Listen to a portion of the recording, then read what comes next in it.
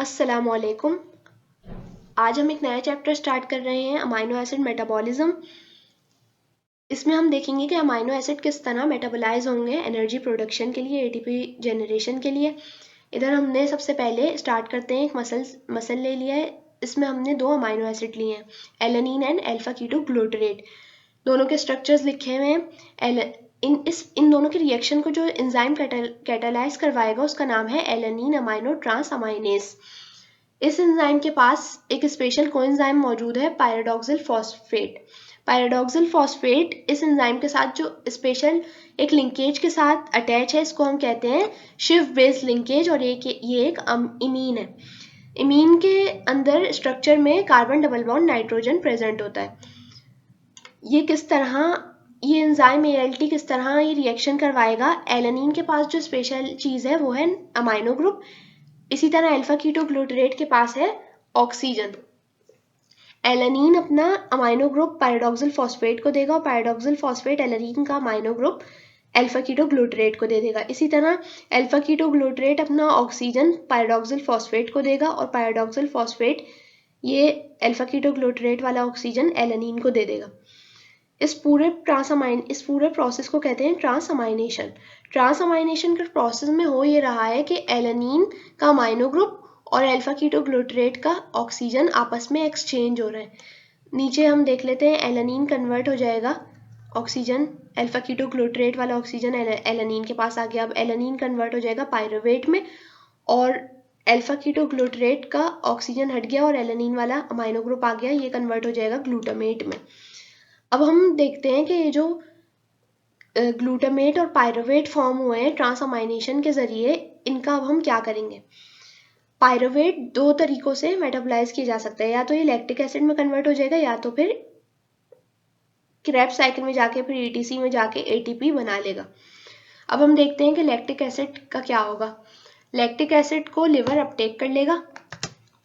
Liver ने lactic acid Uptake किया, lactic acid convert होगा पायरुवेट में, लैक्टेट डिहाइड्रोजनेस इसको रिएक्शन को कैटालाइज करवाएगा। पायरुवेट कन्वर्ट होगा ग्लूकोज 6 फॉस्फेट में और फिर एंजाइम ग्लूकोज 6 फॉस्फेटेज एक्ट करेगा तो ग्लूकोज 6 फॉस्फेट कन्वर्ट हो जाएगा ग्लूकोज में।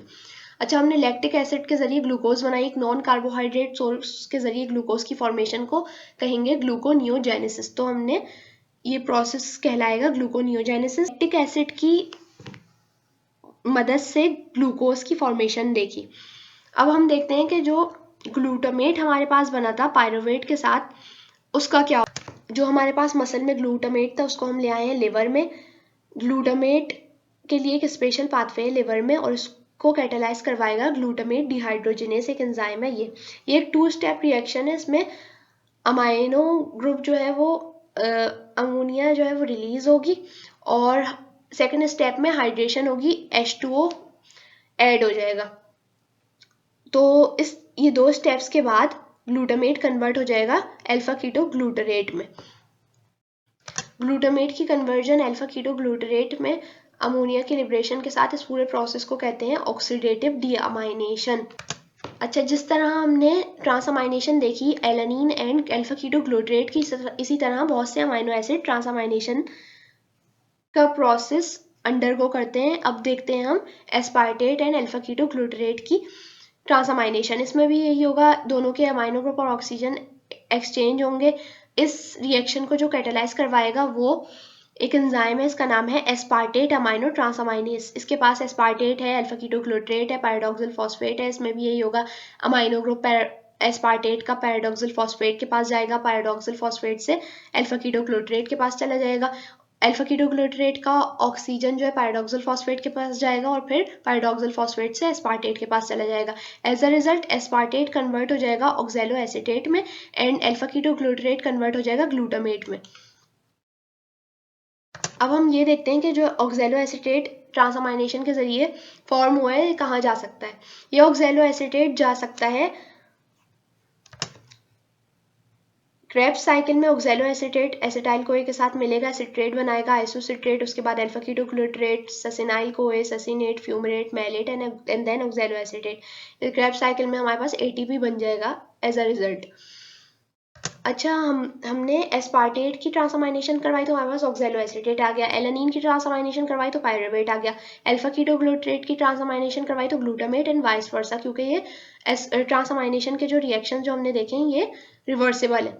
तो हमने ये देखा कि अमाइनो एसिड मेटाबॉलिज्म इसलिए ज़रूरी है क्योंकि हम डिफरेंट अमाइनो एसिड्स के ज़रिए क्रेब्स साइकिल के इंटरमीडिएट्स हासिल कर सकते हैं और फिर उसको एटीपी में कन्वर्ट कर सकते हैं। तो हमारे पास ग्लूकोज फॉर्मेशन हुई अमाइनो एसिड के जरिए और एटीपी प्रोडक्शन भी हुई अमाइनो एसिड मेटाबॉलिज्म के जरिए। एक शॉर्ट ओवरव्यू ये है अमाइनो एसिड मेटाबॉलिज्म का कि हमारे पास ट्रांसअमाइनेशन के जरिए इधर भी ग्लूटामेट फॉर्म हुआ, इधर भी ग्लूटामेट फॉर्म हुआ, बहुत सारा ग्लूटामेट हमारे पास फॉर्म हुआ और फिर ये लिवर में चला गया, ग्लूटामेट डिहाइड्रोजिनेस एंजाइम ने एक्ट किया,